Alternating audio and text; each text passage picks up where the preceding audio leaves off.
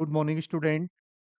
आज आपका new session और न्यू टॉपिक वैदिक काल, वैदिक पीरियड।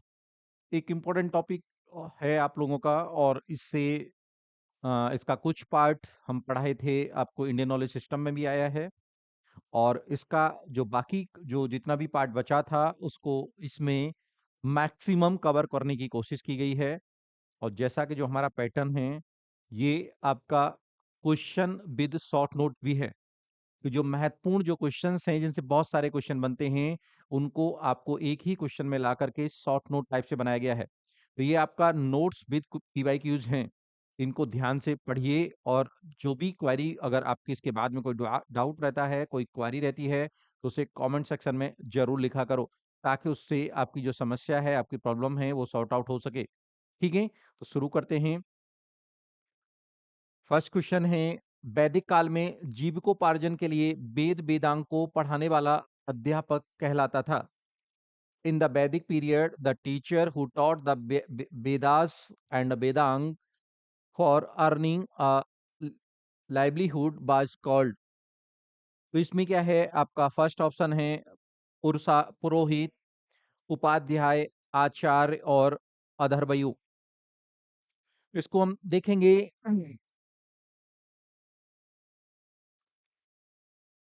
पुरोहित, पुरोहित जो पूजा पाठ करने वाला होता था, उसको कहा कहते थे पुरोहित। उपाध्याय, उपधन अध्याय, अर्थात जो पढ़ाने वाले, पढ़ने पढ़ाने के लिए, जो अपनी जीविका अर्जन के लिए वेद वेदांग की शिक्षा देता था, जीविकोपार्जन के लिए वेद वेदांग की शिक्षा देता था, उसको कहा जाता था उपाध्याय। क्या कहा जाता था उसे? उपाध्याय। याद रखना है इसको। ये आज का जो आज एक टाइटल, ये वंश परंपरा में भी इसका गोत्र भी बन चुका है, लेकिन इसको याद रखेंगे। पढ़ने पढ़ाने के लिए, जीविका उपार्जन के लिए जो वेद वेदांग की शिक्षा देता था, उसको कहते थे उपाध्याय। क्लियर हुआ? नेक्स्ट क्वेश्चन है आपका, निम्नलिखित में से कौन सा जोड़ा सुमेलित नहीं है? Which of the following pairs is not correctly match?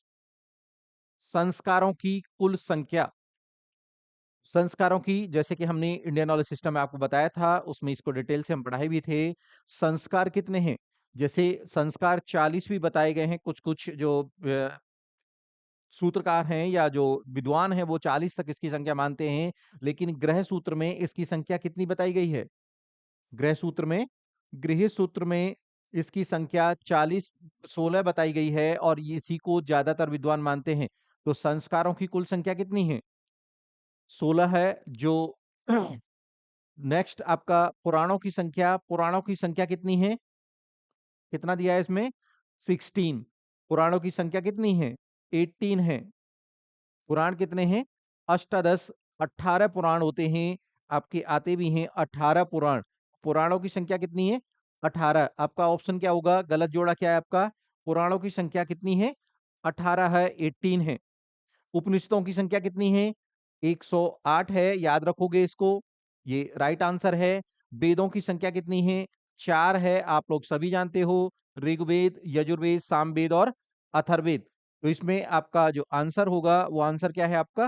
पुराणों की संख्या कितनी है? 16 नहीं है, बल्कि कितनी है? 18 है। नेक्स्ट क्वेश्चन, ऋग्वैदिक काल के प्रारंभ में निम्नलिखित में से किसे महत्वपूर्ण संपत्ति समझा जाता था? इन द अर्ली वैदिक period which of the following was considered the most important form of wealth? सबसे महत्वपूर्ण संपत्ति कब की बात कर रहे हैं? ये ऋग्वैदिक काल की। जैसे to water, to the land, to cow, to women. तो यहाँ पर जो गाय है, काव है, उसे सबसे महत्वपूर्ण संपत्ति माना जाता था। और गाय के आधार पर ही सारी गतिविधियों का संचालन जो है, वो गाय के आधार पर करते थे। जैसे युद्ध को गविष्टि कहते थे, राजा को गोपति कहते थे, धनी व्यक्ति को गौमत कहते थे। इस प्रकार से जितनी भी जो चीजें हैं, वो गाय के नाम से ही शुरू होती हैं। नेक्स्ट क्वेश्चन आएंगे, उसमें भी डिस्कस करेंगे। तो यहाँ पर आपका आंसर क्या है? आंसर होगा आपका गाय, काव। नेक्स्ट क्वेश्चन है, ऋग्वेद में निम्नलिखित में से किसके लिए अगन्या शब्द का प्रयोग हुआ है? अगन्या, ये वन वर्ड सब्स्टिट्यूशन में आता है। जो मारने योग्य न हो, जो हत्या करने योग्य न हो, उसे क्या कहा जाता है? अघन्य। और ये अघन्य शब्द भी गाय के लिए आया है। अघन्य शब्द किसके लिए आया है? गाय के लिए आया है। गाय पूजनीय भी थी और इंपॉर्टेंट ये संपत्ति भी थी। ठीक है? तो ये आज भी इसको गाय को माता के रूप में इसकी पूजनीय है, ये तब भी पूजनीय थी और इसके लिए कहा गया है कि गाय की हत्या नहीं करनी चाहिए, उसको अगन्य कहा गया है। नेक्स्ट क्वेश्चन है, ऋग्वेद ऋग्वेद और अवेस्ता में समानता है, अवेस्ता किस क्षेत्र से संबंधित है? तो जैन अवेस्ता है, जैन अवेस्ता ईरान का ग्रंथ है। जैसे हमारे वेद हैं वैसे ही ईरान में क्या है? जैन अवेस्ता को मान्यता मिली हुई है। तो जैन अवेस्ता क्या है? जैन अवेस्ता जो है वो बहुत सारी चीजें इसमें समानता भी मिलती हैं और ये ईरान से संबंधित है। ईरान का उस समय नाम पर्शिया हुआ करता था। ठीक है? तो जैन अवेस्ता किससे संबंधित है? ईरान से। नेक्स्ट, निम्नलिखित में से किस उपनिषद का शाब्दिक अर्थ सफेद घोड़ा होता है? Which of the following Upanishad literally means white horse? सफेद घोड़ा, व्हाइट हॉर्स, इसको थोड़ा-सा ध्यान रखोगे तो कभी नहीं भूलोगे। श्वेत का मतलब क्या होता है? व्हाइट ही होता है। श्वेत का मतलब क्या होता है? व्हाइट ही होता है। श्वेताश्वर जो उपनिषद है, इसका शाब्दिक अर्थ क्या होता है? लिटरल मीनिंग क्या होता है इसका? सफेद घोड़ा होता है। ये इंपॉर्टेंट है। इसमें कई सारी इंपॉर्टेंट चीजें हैं। आगे नेक्स्ट क्वेश्चन में आएंगी, वहां डिस्कस करेंगे इसको। तमसो मा ज्योतिर्गमय कथन लिया गया है। तमसोमा ज्योतिर्गमय, अंधकार से प्रकाश की ओर। इसका मतलब क्या होता है? अंधकार से प्रकाश की ओर। और ये लिया गया है बृहदारण्यक उपनिषद से। ये कहां से लिया गया है? बृहदारण्यक उपनिषद से लिया गया है। तमसोमा ज्योतिर्गमय, तमसोमा ज्योतिर्गमय लिया गया है आपका बृहदारण्यक उपनिषद से। तो इसको याद रखोगे, ये आपका अंधकार से प्रकाश की ओर, तमसोमा ज्योतिर्गमय, अर्थात हमें कहां जाना है? अंधकार से प्रकाश की ओर जाना है, अज्ञान से ज्ञान की ओर जाना है। और ये कोट लिया गया है, ये लिया गया है बृहदारण्यक उपनिषद से। नेक्स्ट, सत्यमेव जयते शब्द लिया गया है।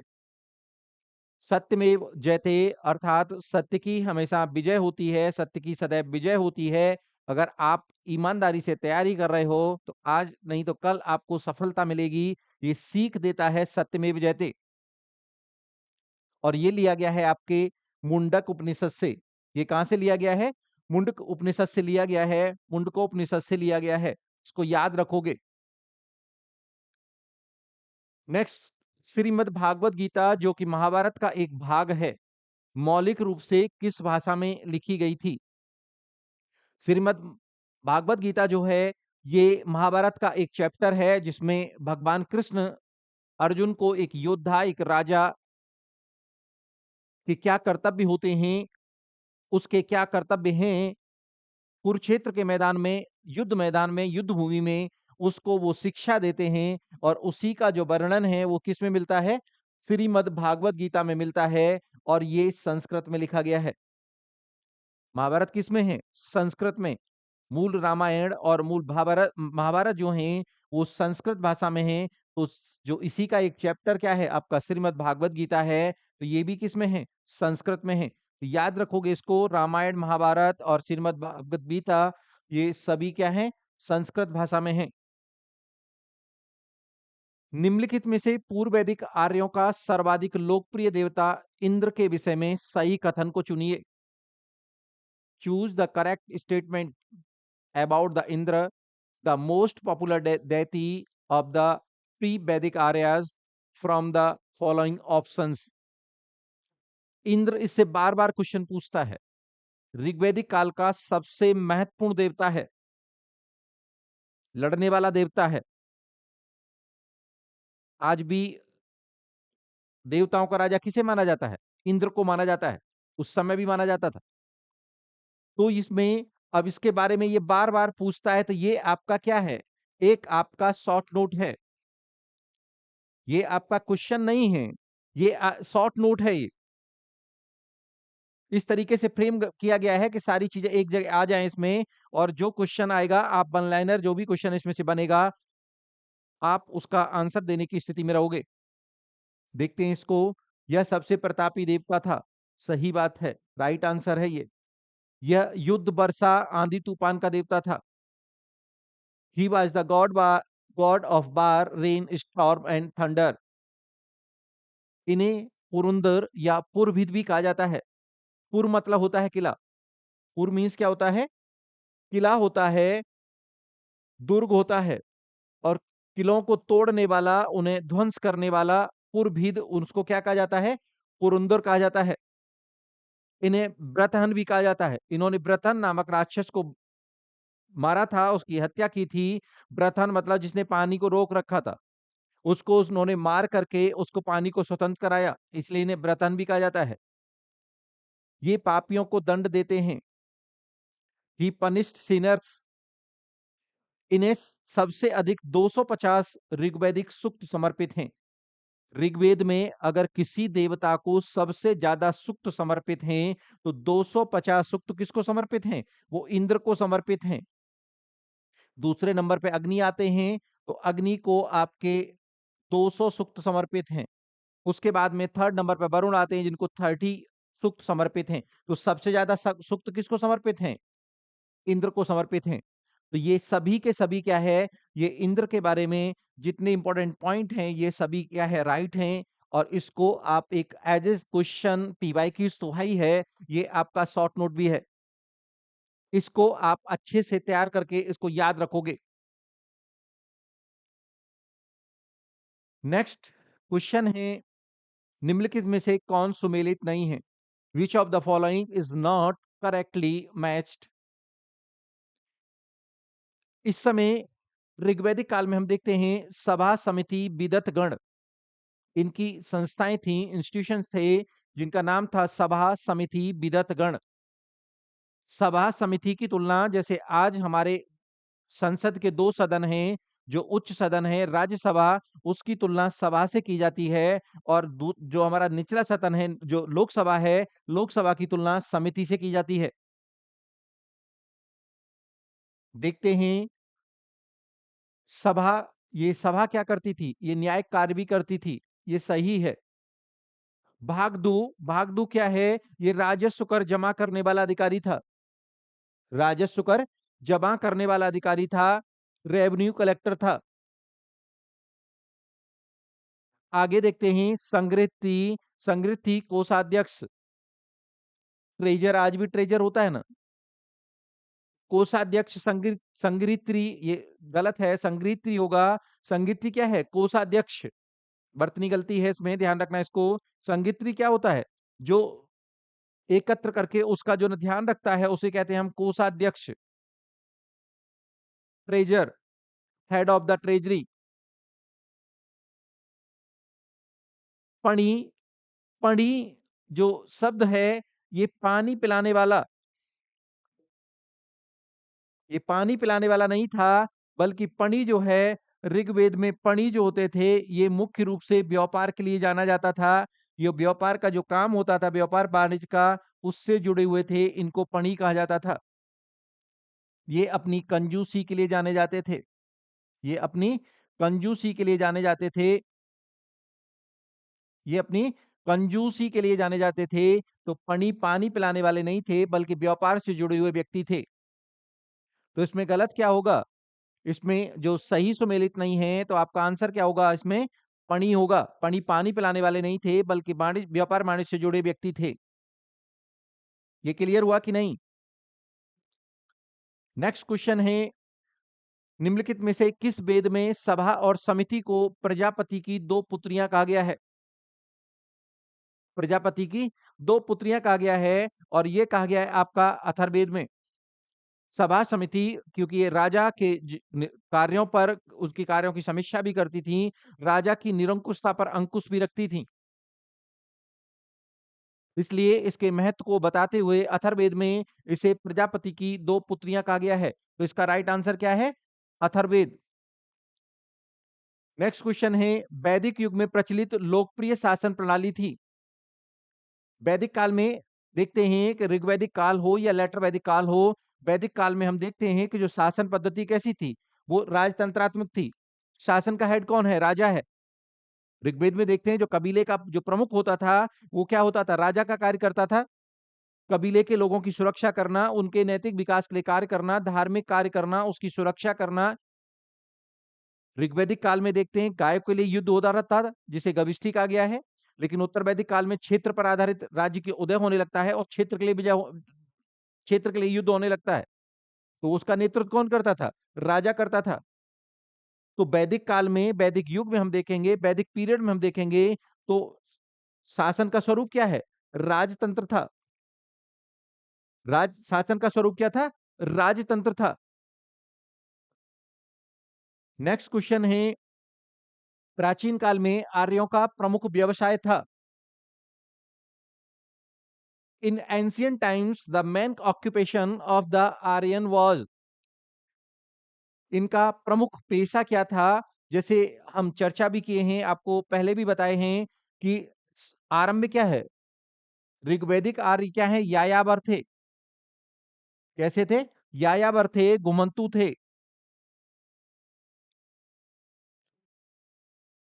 यायावर थे, घुमंतु थे। तो ये क्या करते थे? आज यहाँ है, कल वहां है। तो इनका प्रमुख पेशा क्या था? पशुपालन था। ऐसा नहीं था ये कृषि से, इनको कृषि के बारे में जानकारी नहीं थी, लेकिन कृषि क्या थी? कृषि इनका सेकंड ऑक्यूपेशन था। तो प्राथमिक पेशा क्या था? पशुपालन था। और द्वितीयक पेशा क्या था इनका? कृषि था। लेकिन लेटर वैदिक पीरियड में देखते हैं कि प्राथमिक पेशा आपका कृषि हो जाता है और द्वितीयक आपका पशुपालन। आज भी आप देखिए, समस्त भारत की बात करें और खास करके उत्तर भारत की हम बात करें, तो जो प्रवृत्ति है, वो टेंडेंसी है, वो आज भी देखी जा सकती है। आज भी जो भी खेती किसानी का लोग जो काम करते हैं, हमारे जो किसान हैं, वो क्या है? वो खेती करते हैं, खेती के साथ साथ पशु भी, गाय भैंस भी पालते हैं। और ये ट्रेंड कब से चला रहा है? ये ऋग्वैदिक काल से चला रहा है कि जो भी खेती किसानी करते हैं, जो किसान हैं, हमारे जो किसान भाई लोग हैं, वो सभी क्या है? खेती के साथ साथ, एग्रीकल्चर के साथ साथ क्या है? पशुपालन भी करते हैं, गाय भैंस भी रखते हैं। ये ट्रेंड ऋग्वैदिक काल से चला रहा है। तो वैदिक काल में आर्यों का प्रमुख व्यवसाय क्या था आपका? पशुपालन और कृषि था। पशुपालन और कृषि था। नेक्स्ट क्वेश्चन है, ऋग्वेद में उल्लिखित यव शब्द का आशय है। यव शब्द ऋग्वेद में एकमात्र अनाज, एकमात्र खाद्यान्न का नाम आता है जिसके लिए यव शब्द यूज हुआ है। और ऐसा माना जाता है कि सबसे पहले खेती भी यव की ही करना शुरू किए थे। और वो यव शब्द से आशय है जौ। यव शब्द से आशय क्या है? बार्ले। इसलिए इस जौ को पवित्र माना जाता है, इसे प्योरिटी के साथ इसको यूज किया जाता है। और आज भी कोई भी हमारे हिंदू सनातन संस्कृति में, भारतीय संस्कृति में कोई भी मांगलिक कार्य होता है, तो उसमें जौ से ही शुरुआत करते हैं। नवरात्रि के व्रत हो या कोई भी मांगलिक कार्य हो, भागवत कथा हो, कुछ भी हो, तो उसमें क्या है? जौ को ही पवित्र मानते हैं। और जौ को बोया भी जाता है, जौ को उगाया भी जाता है। तो इसमें क्या है? यव शब्द का प्रयोग होता है। और यव शब्द किससे संबंधित है? पार्ले से है, जौ से है। नेक्स्ट, गोत्र शब्द का प्रयोग सर्वप्रथम हुआ है। द वर्ड गोत्र was used for the first time. जो गोत्र शब्द है, इसका सबसे पहले प्रयोग कहां हुआ है? तो इसका सबसे पहले जिक्र मिलता है ऋग्वेद में।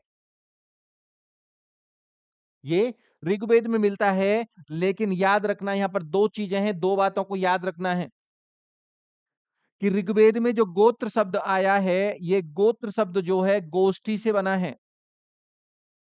किससे बना है ये? गोष्ठी से। गोष्ठी से तात्पर्य है जहां एक कबीले का सारा गाय धन बनता था। जो गोधन वहां बनता था, उसको क्या कहा गया है? उसको कहा गया है, ये उसको गोष्ठ शब्द उस गोष्ठी से बना है। जहां पर एक कबीले का पूरा गोधन, जो गौ बनती थी, गाय बनती थी, वहां जो सारा गोबर डाला जाता था, उसको एक गोत्र मान लिया गया था। तो ये गोष्ठ जो ऋग्वेद में यूज हुआ है, वो गाय के लिए हुआ है, गाय के समूह के लिए हुआ है। लेकिन अगर क्वेश्चन पूछता है कि गोत्र शब्द का यूज वंश के लिए, क्लेम के लिए, क्या है? वंश के लिए अगर यूज होता है गोत्र शब्द का, गोत्र अगर जो वंश के लिए हुआ है, वंश के लिए जो शब्द यूज होता है, वो उत्तर वैदिक काल में होता है। उत्तर वैदिक काल में। तो आपको 2 बातें यहाँ याद रखनी पड़ेंगी कि यदि अगर क्वेश्चन पूछता है कि गोत्र शब्द जो गोष्ठी के रूप में फर्स्ट टाइम यूज हो रहा है, टर्म के तौर पर गोष्ठी या गोधन के तौर पर अगर यूज हो रहा है, तो इसका आंसर क्या होगा? ऋग्वेद होगा। और अगर पूछ रहा है गोत्र का यूज वंश के तौर पे, गोत्र बहिर्गमन की जो परंपरा शुरू होती है उत्तर वैदिक काल के लेटर में जाकर के जो है, तो जो गोत्र वंश के लिए यूज हो रहा है, वो उत्तर वैदिक काल में आता है। 2 बातें हैं, दोनों याद रखनी है। मैं दोबारा रिपीट करता हूं कि अगर ये गोत्र के गोष्ठी के तौर पे, गोधन के तौर पे होता है, तो ऋग्वेद आंसर होगा, और वंश के रूप में हो रहा है, तो इसका आंसर क्या होगा? इसका आंसर होगा उत्तर वैदिक काल। क्लियर है ना? वैदिक आर्यों का धर्म प्रमुखता था। The main religion of the Rigvedic Aryan was, the main religion Aryan was, तो ऋग्वैदिक आर्यों का धर्म क्या था, कैसा था, मुख्यतः धर्म उनका कैसा था? आइए देखते हैं। प्रकृति पूजा एवं भक्ति, नेचर वर्शिप एंड डिवोशन। अभी यहाँ पर हम देखते हैं कि अभी ये क्या है, धर्म इनका परिपक्व धर्म नहीं है, या उस टाइप की भक्ति की बात देखने को नहीं मिलती है। नेक्स्ट देखते हैं प्रकृति पूजा। जैसे प्रकृति पूजा तो है, प्रकृति पूजा हम देखते हैं कि नदियों को माता बना दिया, पीपल को देवता बना दिया। नाग पंचमी, जैसे आज नाग पंचमी आज भी मनाते हैं, उस समय भी ये नाग पंचमी मनाई जाती थी। पर्वत उनको देवता बना दिया गया है। तो जितनी प्रकृति की, यहाँ एक इंपॉर्टेंट बात क्या है, प्रकृति की जिन गुत्थियों को आर्य नहीं सुलझा सके, जिनको नहीं समझ सके, उन्होंने उसका देवीकरण कर दिया। अर्थात ये इन्होंने क्या किया? प्रकृति का देवीकरण कर दिया। तो प्रकृति पूजा है यहाँ पर, प्रकृति के तत्वों को देवत्व प्रदान करके उनकी पूजा हो रही है। ठीक है। साथ साथ यज्ञ भी आने लगती है। तो इसका आंसर क्या होगा? प्रकृति पूजा और यज्ञ ये महत्वपूर्ण था, लेकिन ऋग्वैदिक काल में हम देखते हैं, तो ऋग्वैदिक काल में प्रार्थना ही महत्वपूर्ण थी, यज्ञ महत्वपूर्ण नहीं थी। यज्ञ, जबकि उत्तर वैदिक काल में क्या है कि प्रार्थना गौण होने लगती है, और यज्ञ कर्मकांड जो है वो प्रमुख होने लगता है। तो ऋग्वैदिक आर्यों की बात करेंगे तो प्रकृति पूजा और यज्ञ था, यज्ञ करते थे लोग जो हैं, लेकिन यज्ञ को उतनी प्रमुखता नहीं थी जितना उत्तर वैदिक काल में आती है। लेटर वैदिक काल में यज्ञ प्रमुख हो जाती है, कर्मकांड इतना बढ़ जाता है, और उसी का फिर लेटर वैदिक काल में हम देखते हैं कि आरण्यक में और उपनिषद में इसका विरोध भी होने लगता है। और इसी क्रम में जो श्रमण आंदोलन की शुरुआत होती है, आपके बौद्ध बौद्ध और जैन धर्म जैसे जो धर्म हैं, वो भी इस यज्ञ और कर्मकांड का विरोध करते हैं, बलि प्रथा का विरोध करते हैं। जैसे मुंडक उपनिषद में यज्ञ की तुलना फूटी नाव से की गई है। मुंडक उपनिषद में मिलता है कि जिस प्रकार से फूटी हुई छेद वाली नाव से संसार सागर को पार नहीं किया जा सकता, सागर को पार नहीं किया जा सकता, वैसे यज्ञ के सहारे जो है वो भव सागर को पार नहीं किया जा सकता, मोक्ष प्राप्त नहीं किया जा सकता। तो इसका विरोध होने लगता है। तो प्रकृति पूजा और यज्ञ ऋग्वैदिक काल का प्रमुख धर्म था, लेकिन यज्ञ की यहाँ पर प्रमुखता नहीं थी। यज्ञ की प्रमुखता कहाँ मिलती है? उत्तर वैदिक काल में आकर के। भक्ति अभी आगे की बात है, मूर्ति पूजा यहाँ देखने को नहीं मिलती है। तो आपका राइट आंसर क्या होगा? प्रकृति पूजा और यज्ञ। यहाँ पर आपका ना तो भक्ति की बात है, भक्ति को हम एलिमिनेट कर देंगे। मूर्ति पूजा की अभी यहाँ शुरुआत नहीं होती, ये भी एलिमिनेट हो जाएगा। तो राइट आंसर आपका होगा प्रकृति पूजा और यज्ञ। नेक्स्ट है ऋग्वैदिक काल में निष्क से तात्पर्य है। ऋग्वैदिक काल में एक वर्ड मिलता है निष्क। In the Rigvedic period what is meant by nishka? निष्क या निशाका। जो निष्क मिला है, ये निष्क जो आया है, ये स्वर्ण आभूषण के लिए यूज हुआ है। किसके लिए? गोल्ड ज्वेलरी के लिए यूज हुआ है। ये कोई नियमित कोई सिक्का नहीं था। ये आभूषण टाइप से था, जिसको गले में धारण किया जाता था। निष्क कहाँ पहना जाता था? ये क्वेश्चन पूछा है, पीसीएस में क्वेश्चन पूछा हुआ है, सीजीएल में क्वेश्चन पूछा हुआ है ये जो एग्जाम है उनमें पूछा हुआ है कि ये स्वर्ण आभूषण, ये निष्क जो था वो कहाँ धारण किया जाता था? तो ये गले में पहना जाता था, ये गोल्ड का एक पीस ऑफ गोल्ड था। एक गोल्ड का ढेला या टुकड़ा था, जिसे गले में धारण करते थे, जिसके लिए निस्क शब्द का उपयोग होता है कहाँ? ऋग्वैदिक काल में। लेकिन उत्तर वैदिक काल में हम देखते हैं तो निस्क के साथ-साथ क्या है? निस्क के साथ-साथ शतमान और कृष्णल कृष्णल की चर्चा आने लगती है। ये सिक्के के रूप में जब ये उत्तर वैदिक काल में क्या है फिर ये सिक्के के रूप में इनका उपयोग होने लगता है और इसका भी होने लगता है। लेकिन ऋग्वैदिक काल में क्या है? ऋग्वैदिक काल में ये स्वर्ण आभूषण था, जो गले में धारण किया जाता था। क्लियर हुआ कि नहीं? बाद में चल के हम देखते हैं कि निस्क और शतमान और ये कृष्णल जैसे सिक्के आने लगते हैं उत्तर वैदिक काल में।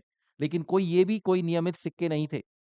क्योंकि नियमित सिक्कों की हम जब बात करते हैं, तो नियमित सिक्के 5वीं, छठी सी जो ईसा पूर्व की बात करते हैं हम जो है 5665 जो सेंचुरी बीसी है, उसमें जो सिक्के आते हैं पहली बार, जिनको नियमित सिक्के माना जाता है, वो आहत सिक्के थे। वो क्या थे? आहत सिक्के थे, पंचमार्क सिक्के थे। पंचमार्क कॉइन होते थे वो। उन पर एक ठप्पा लगा दिया जाता था, इन्हें आहत सिक्के कहा जाता था। वो आते हैं आपके 5वीं छठी सदी ईसा पूर्व में, तो ये भी एक कोई नियमित सिक्के नहीं थे, यद्यपि सिक्के के तौर पे इनका प्रयोग होने लगा था। नेक्स्ट क्वेश्चन है निम्नलिखित में से किसे वैदिक देवताओं का पुरोहित या गुरु माना जाता था? Which of the following was regarded as the priest guru of the Vedic gods? जो देवता थे जो देवता थे, वैदिक देवता थे, उनका गुरु किसको माना जाता है? गुरु बृहस्पति को। जुपिटर को क्या माना जाता है? देवताओं का गुरु किसको माना जाता है? जुपिटर को माना जाता है। और दैत्यों का गुरु किसे माना जाता है? शुक्राचार्य को। दोनों बातें याद रखोगे। देवताओं के गुरु बृहस्पति और दैत्यों के गुरु शुक्राचार्य। नेक्स्ट, निम्नलिखित में से किसे ऋत या नैतिक एवं प्राकृतिक नियम का रक्षक माना जाता है? In the Vedic tradition who was considered the guardian of the Rita the moral and natural law? ऋत क्या था? नैतिक या प्राकृतिक जो नियम थे उनको ऋत कहा जाता था। और ऋत का संरक्षक माना जाता था किसको? वरुण देवता को। वरुण देवता को सभी देवताओं में, ऋग्वैदिक देवताओं की लिस्ट में हम देखेंगे तो उसमें सबसे ऋत क्या है? ऋत एक नैतिक और प्राकृतिक नियम है। और इनका संरक्षक कौन था? वरुण देवता था। तो इसलिए वरुण देवता को खुश करने के लिए प्योरिटी, पवित्रता की बात की गई थी। तो सबसे पवित्र देवता अगर पूछे, जैसे सबसे महत्वपूर्ण देवता कौन? इंद्र हैं। लेकिन किसी पवित्र देवता की या नैतिक देवता की बात करते हैं, तो वहां आपका आंसर क्या होगा? वरुण होगा। तो ऋत का संरक्षक कौन था? वरुण को माना जाता है, इसलिए इनको ऋतस्य गोपा कहा जाता था। क्या कहा जाता है इनको? ऋतस्य गोपा। इनको ऋतस्य गोपा कहा जाता है, वरुण को। तो ऋत का संरक्षक कौन है? वरुण। ऋत क्या है? प्राकृतिक और नैतिक नियम है। जो प्रकृति के नियम हैं, उनको ऋत कहा जाता है। नेक्स्ट क्वेश्चन है निम्नलिखित में से कौन सी प्रथा उत्तर वैदिक काल में प्रचलित हुई? Which of the following practice became prevalent in the later Vedic period? तो लेटर वैदिक पीरियड में हम देखते हैं कि क्या-क्या चेंज होता है। हमने कहा ना कि इतिहास में या तो प्रश्न वहां से बनता है जहां से वो इतिहास के पन्नों में कोई चीज दर्ज होती है, और या उससे वहां से क्वेश्चन बनता है जहां से उसमें परिवर्तन होता है। तो हम देखते हैं कि लेटर वैदिक पीरियड में क्या-क्या चीजें नई आती हैं। पहली बार देखते हैं कि लेटर वैदिक पीरियड में आपके 4 आश्रम, ब्रह्मचर्य, गृहस्थ, वानप्रस्थ की बात करने लगते हैं। और चौथा आश्रम जो है, ये आपके छांदोग्य उपनिषद में 3 आश्रम की चर्चा होने लगती है। और चौथा आश्रम संन्यास ज्वाली उपनिषद में सूत्र काल में आता है। लेकिन चारों आश्रम की चर्चा कहाँ आने लगती है? उत्तर वैदिक काल में। 4 आपके जो पुरुषार्थ हैं, धर्म, अर्थ, काम, मोक्ष। पुरुषार्थ कितने हैं? 4। आश्रम कितने? 4। पुरुषार्थ कितने? 4। धर्म, अर्थ, काम, मोक्ष, इसकी भी चर्चा कहाँ मिलने लगती है? उत्तर वैदिक काल में। फिर ऋण की बात होने लगती है। तो तिर ऋण में क्या-क्या आता है? देव ऋण आता है, ऋषि ऋण आता है, पितृ ऋण आता है।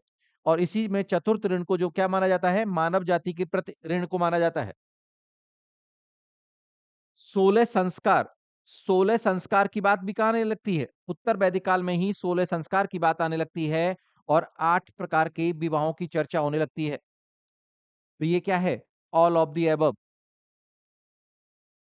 क्लियर हो रहा है ना कि ये आपका केवल पीवाई क्यूज नहीं है, ये पीवाई क्यूज विद नोट्स है।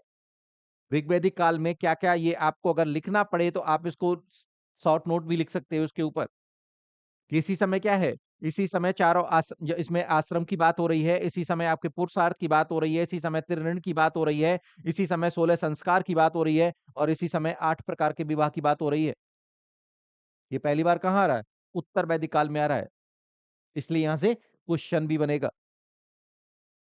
नेक्स्ट क्वेश्चन है, निम्नलिखित में से वैदिक साहित्य का सही क्रम कौन सा है? Which of the following is the correct sequence of वैदिक लिटरेचर? तो वैदिक लिटरेचर की हम बात करते हैं तो सबसे पहले क्या है, सबसे पहले वैदिक लिटरेचर में वेद आते हैं। वैदिक लिटरेचर में क्या आता है? 4 वेद आते हैं, और वेदों को समझने के लिए क्या है, संहिताओं की रचना हुई। उन संहिताओं को समझने के लिए ब्राह्मण ग्रंथों की रचना हुई। फिर जब इस पर विवाद हुआ तो आरण्य की ग्रंथों की रचना हुई। अरण्य मीन्स जंगल, अरण्य मीन्स क्या होता है? जंगल। इनको इसलिए जंगल पुस्तक भी कहते हैं, फॉरेस्ट बुक भी कहते हैं, क्योंकि जो ऋषि मुनि थे, जो हमारे महर्षि थे, वो जंगलों में चले गए और जाकर के वहां पर क्या किया, उन्होंने इन पर चिंतन मनन किया वेदों के ऊपर, और जो निष्कर्ष निकाले वो आरण्य के ग्रंथ कहलाए, फॉरेस्ट टेक्स्ट कहलाई। और कुछ वापस आ गए, कुछ वहीं पर रहे, और वहीं से हमारी क्या है, वैदिक जो है शिक्षा पद्धति का विकास हुआ, जिसे हम गुरुकुल पद्धति कहते हैं, आश्रम पद्धति कहते हैं। और इसके बाद में जो फाइनली निष्कर्ष निकला वो क्या थे? उपनिषद थे। उपमीस निकट बैठना, नी मतलब संबद्ध होना, और सद मतलब होता है बैठना। अर्थात गुरु के समीप बैठ करके, निष्ठा पूर्वक बैठ करके शिक्षा प्राप्त की, वो क्या है, उस जो ग्रंथ बने वो क्या कहलाए? उपनिषद ग्रंथ कहलाए। अर्थात जो वेदों का दार्शनिक पक्ष था, जो निष्कर्ष था, वो कहाँ मिलता है आपका? उपनिषद में मिलता है। तो वैदिक साहित्य का सही क्रम क्या है? वेद, वैदिक संहिताएं, ब्राह्मण, आरण्यक और उपनिषद। दोबारा सुनिए, चारों वेद, वेदों पर, वेदों के बाद में संहिता, उसके बाद ब्राह्मण, फिर आरण्यक, फिर उपनिषद। नेक्स्ट, निम्नलिखित में से किस वैदिक साहित्य में मोक्ष का उल्लेख मिलता है? किस वैदिक साहित्य में मोक्ष का उल्लेख मिलता है? तो यहां पर क्या है, ऋग्वेद की बात करते हैं, ब्राह्मण की बात करते हैं, या परवर्ती संहिताओं की बात करते हैं, इन तीनों में मोक्ष की बात उस तरह से नहीं है। पहली बार जो मोक्ष की बात हुई है वो किसमें होती है? उपनिषद में होती है। उपनिषद का विषय ही क्या है? उपनिषद का विषय ही है कि एक परमात्मा है, कोई परमात्मा जिसको जो भी नाम देना है, और एक आत्मा है, इंटरनल सोल है, और तीसरा जगत, सृष्टि।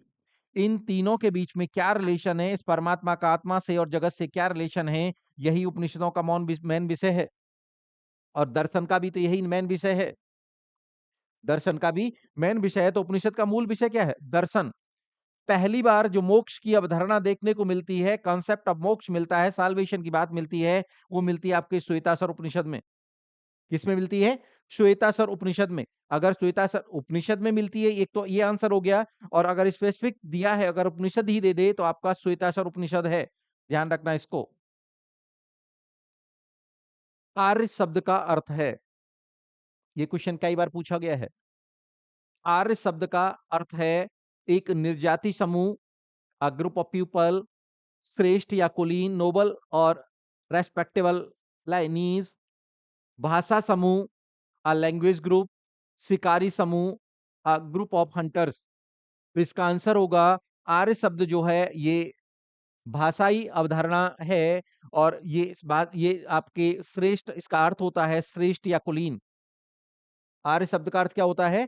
श्रेष्ठ या कुलीन। नेक्स्ट क्वेश्चन है, निम्नलिखित में से कौन सी ऋग्वैदिक कालीन विदुषी महिला नहीं है? कौन सी विदुषी महिला नहीं है?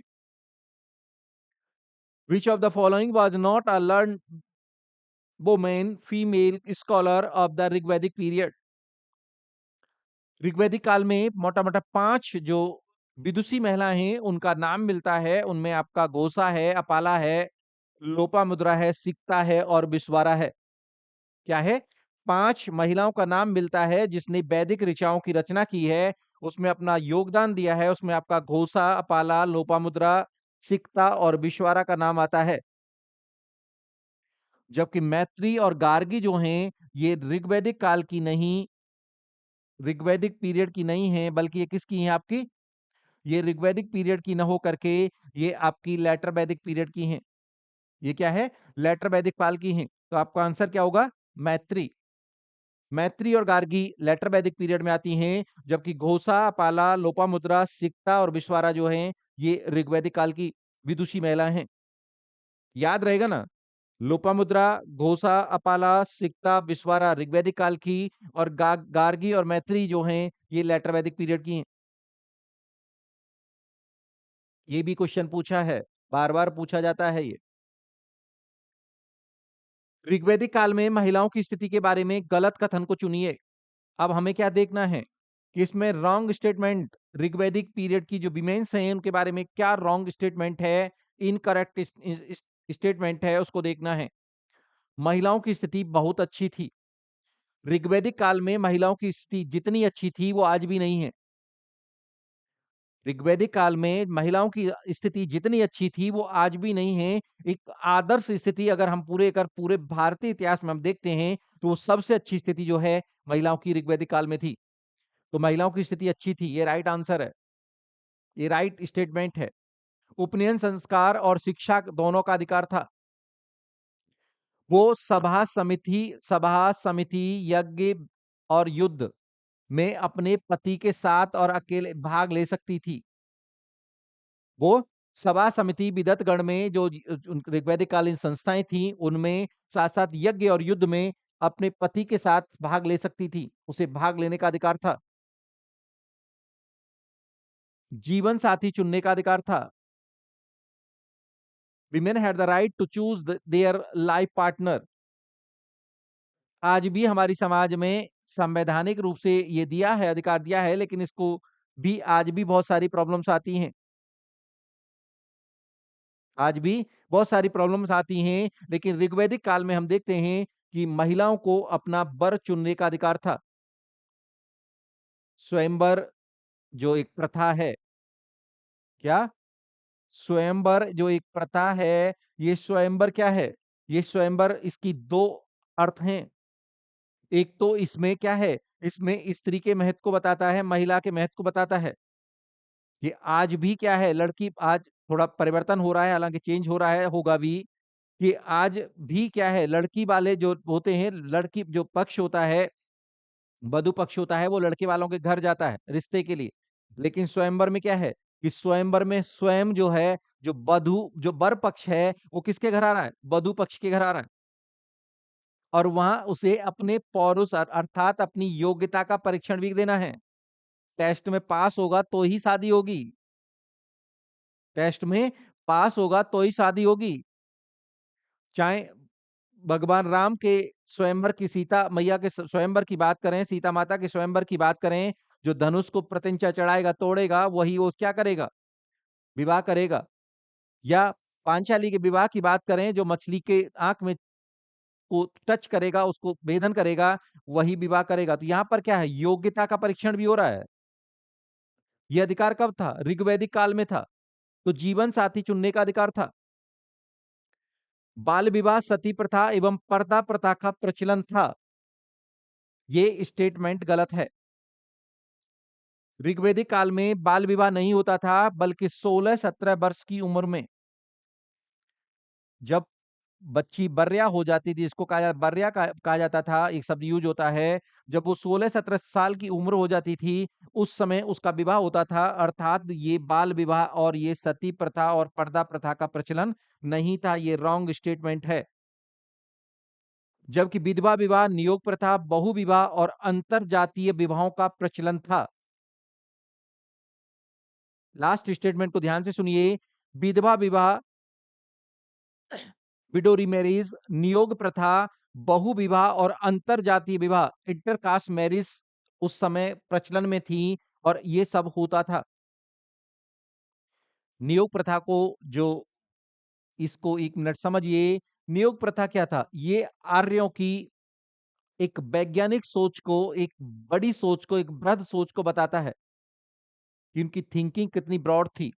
यदि कोई महिला बिना उसके पति के कोई महिला जो है विडो हो जाती है और उसके पास कोई संतान नहीं है और अगर वो दोबारा विवाह नहीं करना चाहती है, दोबारा से पुनर्विवाह नहीं करना चाहती है, तो वो अपने किसी भी अपने जो उसका जो ननद का जो हस्बैंड होता है या उसका जो देवर होता है, उसके साथ वो जो है सहगमन करके पुत्र प्राप्ति या संतान प्राप्ति कर सकती थी और सबसे बड़ी बात क्या थी कि उसको समाज की मान्यता थी। ये आर्यों की उत्तम सोच को बताता है। ये उच्च कोटि की सोच को बताता है और उस समय की जो नियोग प्रथा थी, उनकी वैज्ञानिक और उच्च उसकी सोच को बताता है। तो ये क्या है? विधवा विवाह, नियोग प्रथा, बहुविवाह, अंतरजातीय विवाहों का प्रचलन था। तो आप देखिए कि ऋग्वैदिक काल में महिलाओं को जो अधिकार प्राप्त थे, वो पूरे के पूरे अधिकार तो आज भी समाज में प्राप्त नहीं है। तो सबसे जो आदर्श और सबसे उत्तम जो स्थिति थी, वो ऋग्वैदिक काल में भारतीय महिलाओं की रही है। उसके बाद निरंतरता के साथ गिरावट आती है और वो गिरावट 18वीं 19वीं शताब्दी तक रहती है। उसके बाद में सामाजिक धार्मिक सुधार आंदोलन होते हैं और उसके बाद उसमें सुधार होना शुरू होता है और आज भी वो सुधार जारी हैं।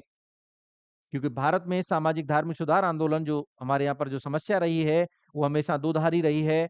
एक नारी और दूसरा जाति, तीसरी समस्या ना कल थी, ना आज है। तो इसका आंसर क्या होगा? बाल विवाह, सती प्रथा, पर्दा प्रथा का प्रचलन था। ये रॉन्ग स्टेटमेंट है। इसका प्रचलन ऋग्वैदिक काल में नहीं था। नेक्स्ट है, निम्नलिखित में से किसे अनश्य बलिकृता कहा जाता था? अनश्य बलिकृता, और ये अनश्य बलिकृता अर्थात एकमात्र उत्पादक और करदाता जो वर्ग था, उसको कहा जाता था अनश्य बलिकृता और ये शब्द यूज हुआ है वैश्य के लिए। क्षत्रिय क्या है?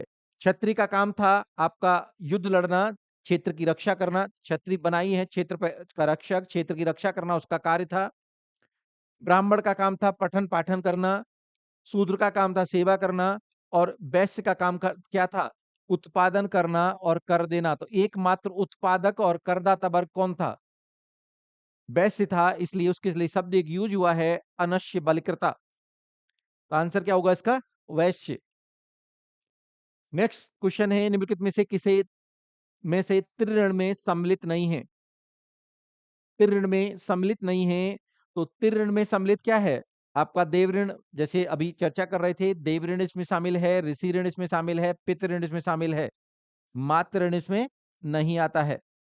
चौथा ऋण जो बताया था वो मानव जाति के प्रति ऋण था, तो त्रिऋण की बात करते हैं तो उसमें क्या आएगा? देव, ऋषि और पितृ।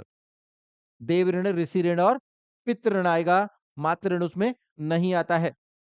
और चौथा ऋण जो था वो मानव जाति के प्रति ऋण था। क्या था? मानव जाति के प्रति ऋण। आप मानव हो तो मानव जाति के प्रति आपका एक कर्तव्य बनता है, एक ऋण है, वो आपको चुकाना चाहिए। मानव जाति के विकास के लिए जो कर सकते हो, वो करना चाहिए। उसे चौथे ऋण के रूप में चतुर्थ ऋण माना गया है। उसे चतुर्थ ऋण माना गया है। तो इसका आंसर क्या होगा? मातृ ऋण इसमें शामिल नहीं है, जबकि देव, ऋषि और पितृ ऋण इसमें शामिल हैं। उत्तर वैदिक काल में संस्कार की अवधारणा का आगमन हुआ। गृह सूत्र में 16 संस्कारों का वर्णन मिलता है। इनमें से उपनयन संस्कार का संबंध है, ये बार-बार पूछा जाता है। ये बार-बार पूछा जाता है कि उपनयन संस्कार का संबंध किससे है? तो उपनयन संस्कार का संबंध शिक्षा से है।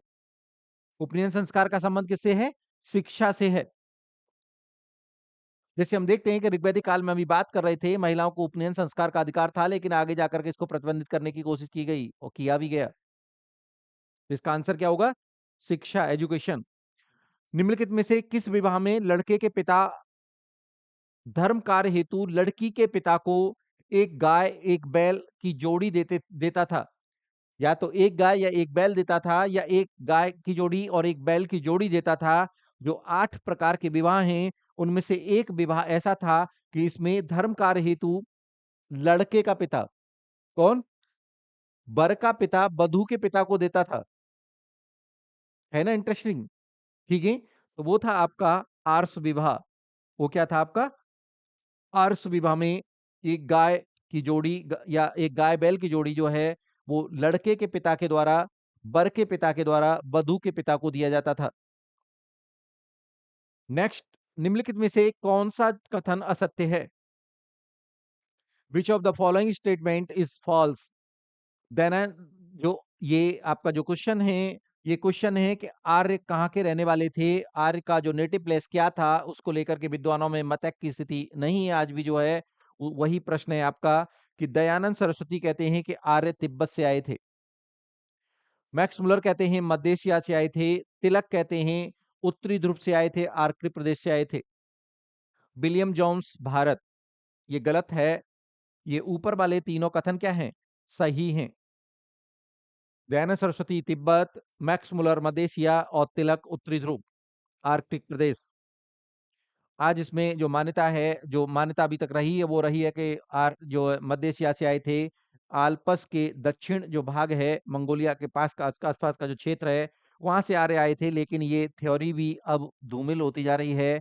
अब बहुत सारी चीजें ऐसी निकलती आ रही हैं कि ये माना जा रहा है कि आर्य कहीं बाहर से नहीं आए थे, क्योंकि अभी भी जो कजाकिस्तान के लोगों का जो मूल डीएनए मिल रहा है, वो कश्मीर के लोगों से मिल रहा है। तो ये भी तो हो सकता है कि आर्य बाहर से नहीं आए थे, बल्कि भारतीय बाहर गए थे। ये भी भविष्य की पॉसिबिलिटी है। ये संभावना है कि भविष्य में ऐसा भी हो, ऐसी भी थ्योरी निकल के आए। ठीक है, लेकिन अभी तक जो मान्यता है, वो मान्यता यही है कि ये मैक्स मुलर का जो कथन है कि मध्य एशिया से आए थे, ऐसी मान्यता अभी तक बुकों में है। कल अभी ये शोध का विषय है, बहुत सारे शोध हो रहे हैं। ठीक है, तो हो सकता है कि ये थ्योरी बदली भी जाए, जैसे बहुत सारी थ्योरी बदली गई हैं। अभी इसका आंसर ये विलियम जोन्स भारत, ये गलत है। ऋग्वैदिक काल में सबसे पवित्र नदी जिसे माते तमा या नदी तमा कहा जाता था, माते तमा या नदी तमा कहा जाता था, वो नदी है आपकी सरस्वती। कि ऋग्वेद में हम देखते हैं कि सबसे ज्यादा जो बार आने वाली, सबसे ज्यादा जो नदी जो बार बार चर्चा हुई है, वो सिंधु नदी है। लेकिन सबसे प्योर और पवित्र नदी क्या माना गया है? सबसे पवित्र नदी सरस्वती नदी को माना गया है। सबसे ज्यादा संख्या में सिंधु नदी की बात हुई है, लेकिन पवित्र नदी की अगर बात करते हैं, तो सबसे पवित्र नदी आपकी वो सरस्वती नदी है, जिसे माते तमा नदी तमा कहा गया है। नेक्स्ट, त्रयी नाम है।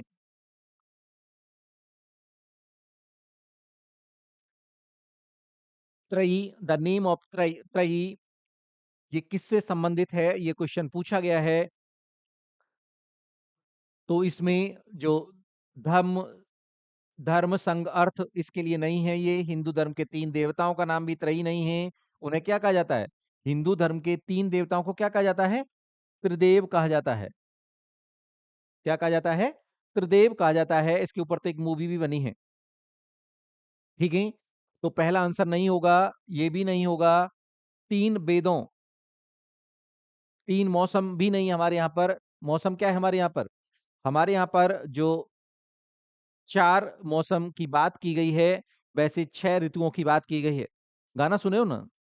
पतझड़ सावन बसंत बहार, एक बरस के मौसम चार। तो मौसम कितने बात की गई है हमारे यहाँ पर? चार मौसम की बात की गई है। अगर इस तरीके से देखेंगे, तीन की बात नहीं है वो। क्लियर हो रहा है ना? तो इसका आंसर क्या होगा?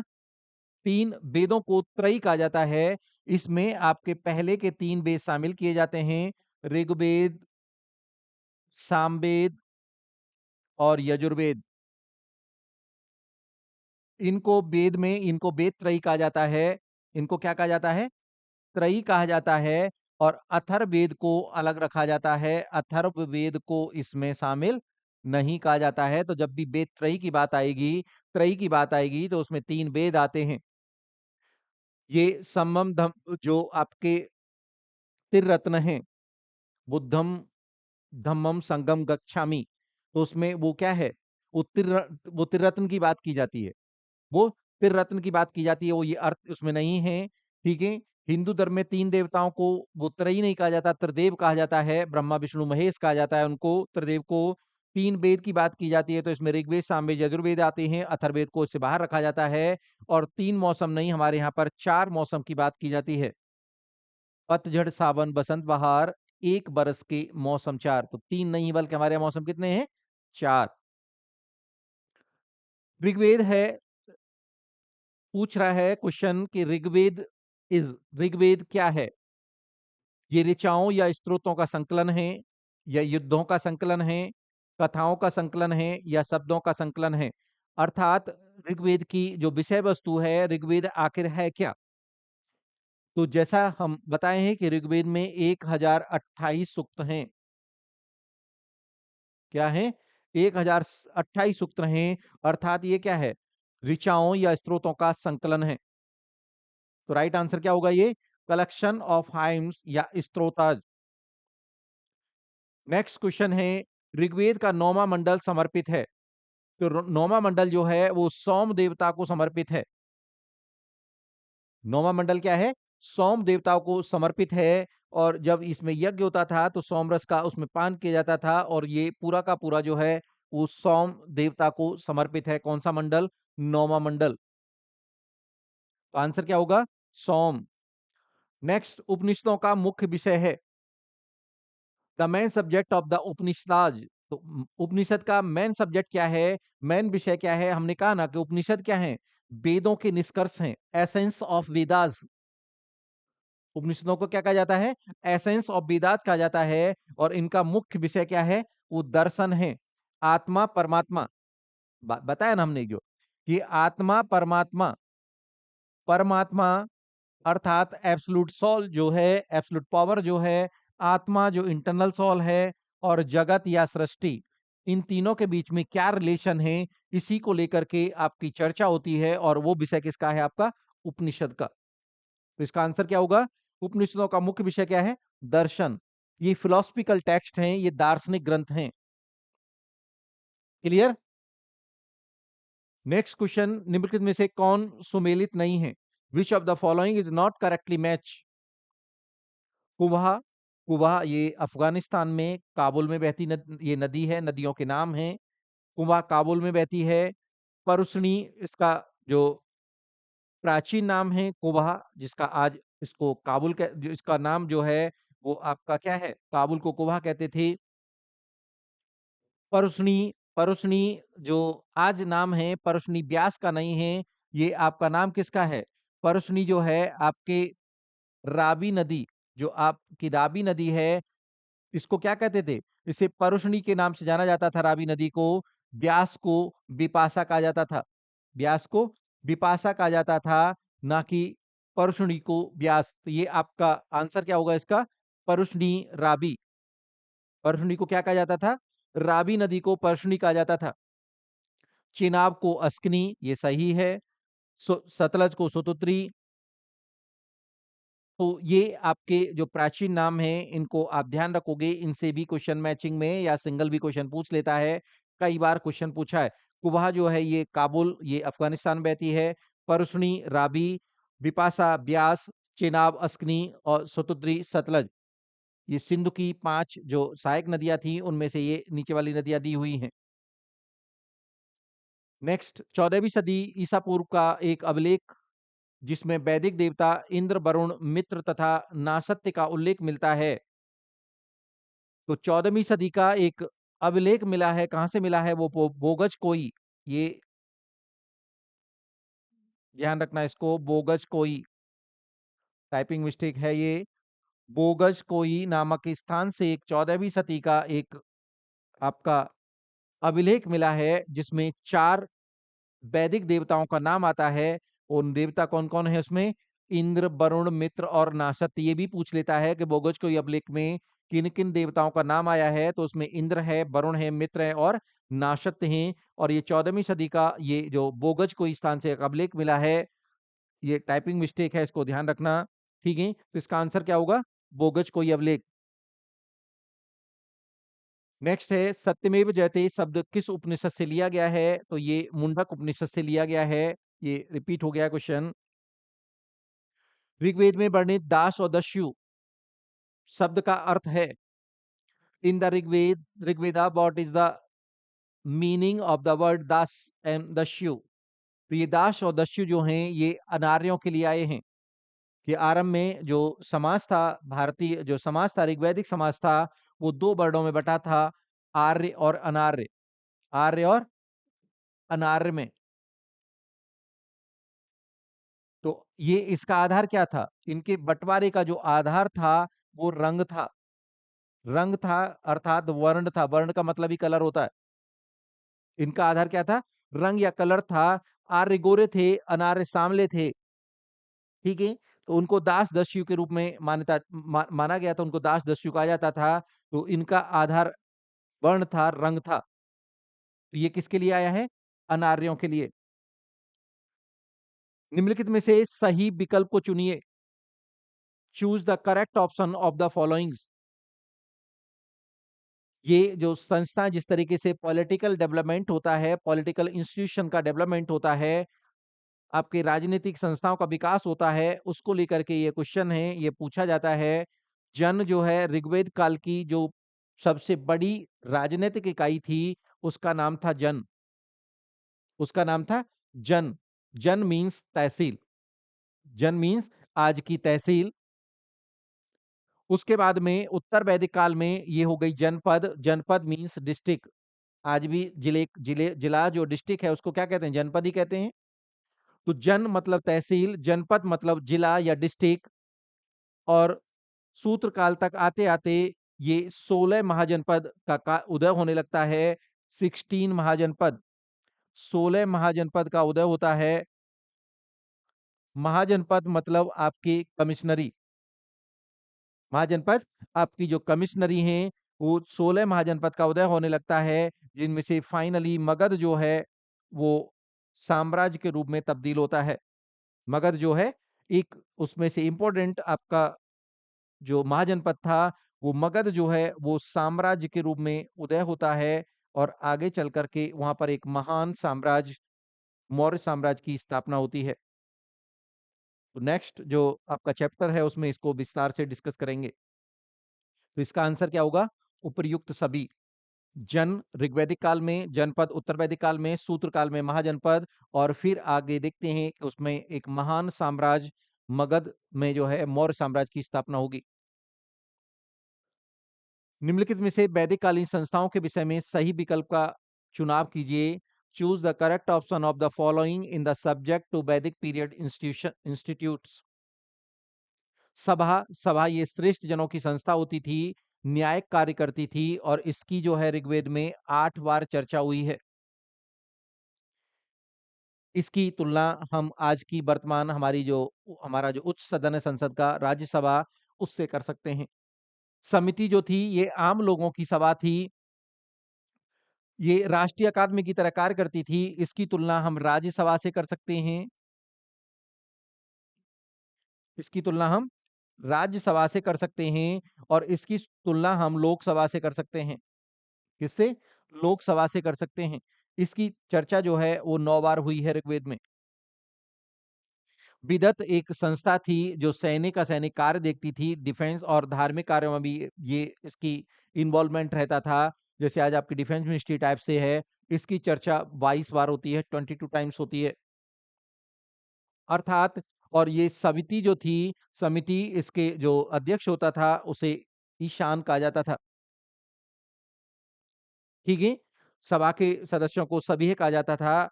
तो ये क्या है, ये श्रेष्ठ लोग होते थे, ये आम लोग होते थे और विदत जो थी सैनिक असैनिक जो धार्मिक डिपार्टमेंट टाइप से देखते थे, ये विभागीय जो संस्था थी, जिसे विदत कहा जाता था, जिसकी चर्चा सबसे बार 22 बार आई है।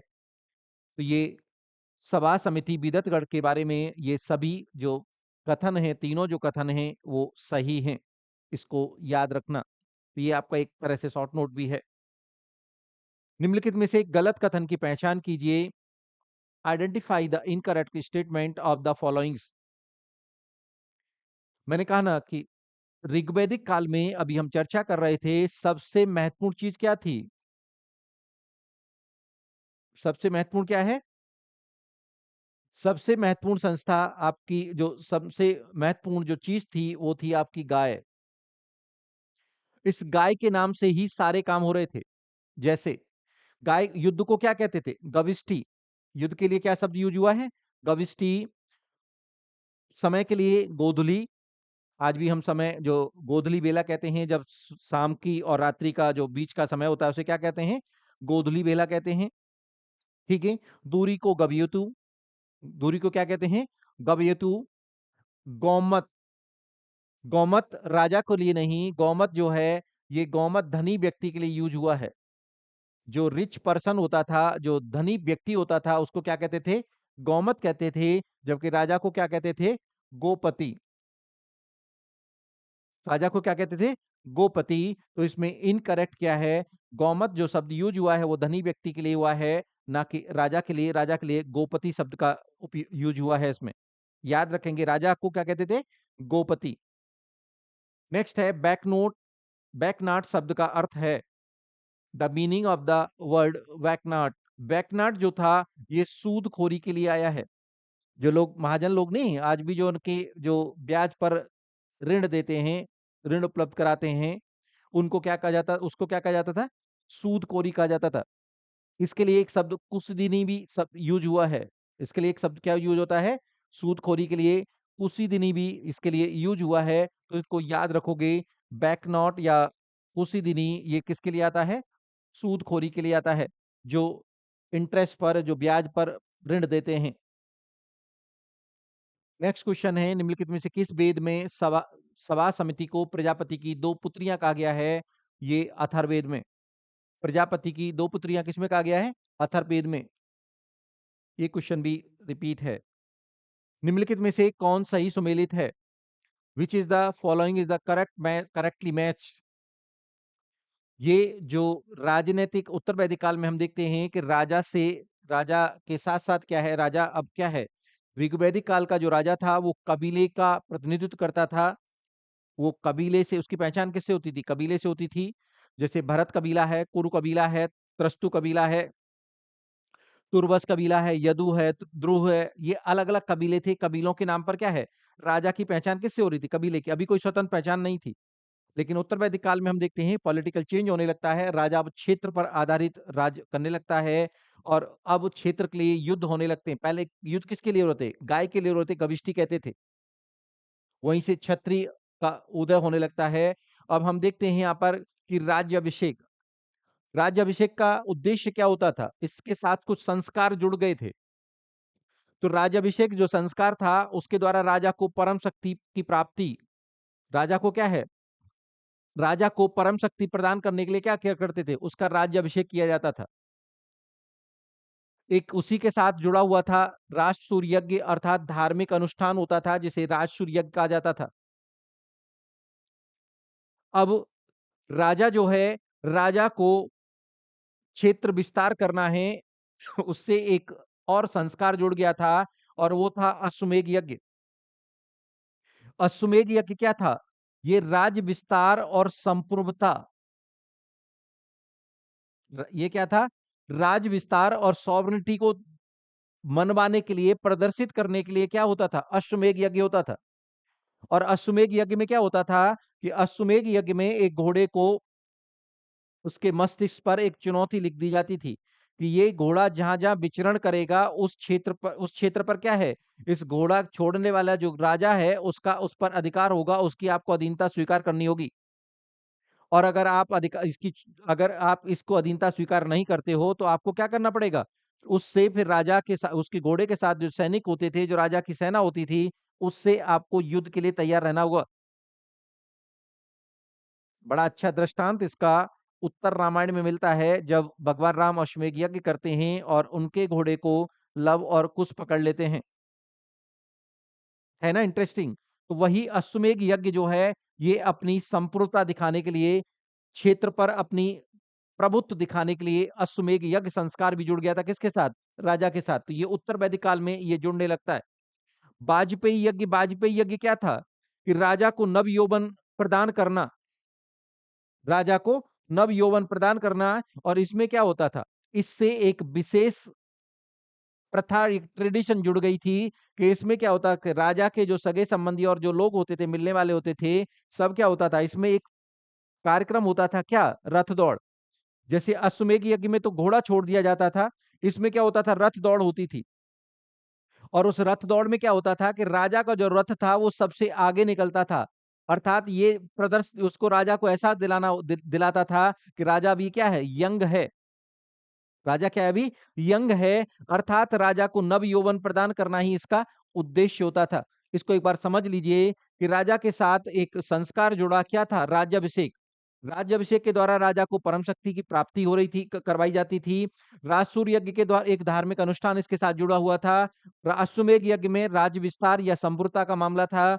और आपके वाजपेयी यज्ञ में राजा को नव यौवन, अर्थात उसे दिखाना कि अभी राजा हमारा कैसा यंग है, युवा है, शक्तिशाली है। उसके लिए रथ दौड़ होती थी, जिसमें राजा का रथ जो है वो सभी सगे संबंधियों से आगे निकलता था। ये संस्कार, सभी संस्कार कब जुड़ते हैं? उत्तर वैदिक काल में जुड़ते हैं। ये चेंजेज होते हैं। इसको आप याद रखोगे तो इसका आंसर होगा उपर्युक्त सभी। All of the above is correct.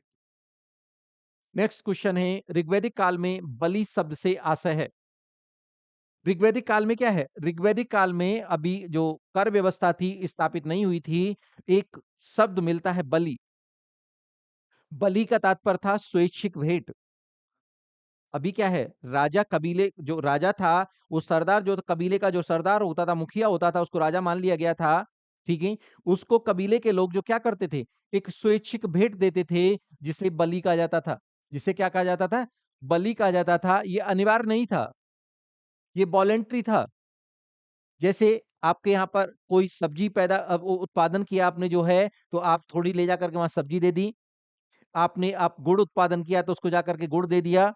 चावल दिया तो उसको आपने चावल उत्पादन किया तो उसको चावल पहुँचा दिया। अर्थात जो रोज़मर्रा की जो चीज़ें जो आप उत्पादन करते थे, वो राजा को भेंट की जाती थी। वो स्वैच्छिक था, वॉलंटरी नहीं था। इच्छा है तो दिया ये, अगर नहीं इच्छा है तो मत दीजिए। ठीक है? तो बलि शब्द आया है, उसका मतलब था, वो था स्वैच्छिक भेंट देना राजा को जो है, राजा को वॉलंटरी ऑफरिंग था ये। लेकिन यही उत्तर वैदिक काल में देखेंगे तो ये क्या है? अनिवार्य हो जाता है। लेटर वैदिक पीरियड में हम देखेंगे तो ये बलि क्या है? बलि ये क्या है? लेटर वैदिक पीरियड में हम देखेंगे ये अनिवार्य कर का रूप ले लेता है। लेटर वैदिक पीरियड में अनिवार्य कर का रूप ले लेता है, साथ-साथ भाग भी इसमें जुड़ जाता है। भाग और शुल्क, भाग एवं शुल्क भी इसमें राजा अब वसूलने लगता है, क्योंकि यहाँ पर क्या है? प्रोडक्शन शुरू होने लगता है। और जब सरप्लस प्रोडक्शन होगा तो राजा को भी उसमें से एक भाग चाहिए। नेक्स्ट क्वेश्चन है, उत्तर वैदिक काल में बलि के साथ-साथ राजा द्वारा वसूल किए जाने वाले कर थे। अब बलि क्या है? बलि जो अभी तक क्या था? स्वैच्छिक भेंट थी, ये अनिवार्य हो जाता है। अब क्या हो जाता है? ये अनिवार्य हो जाता है और इसके साथ-साथ भाग और शुल्क नामक कर भी वसूल किए जाने लगते हैं।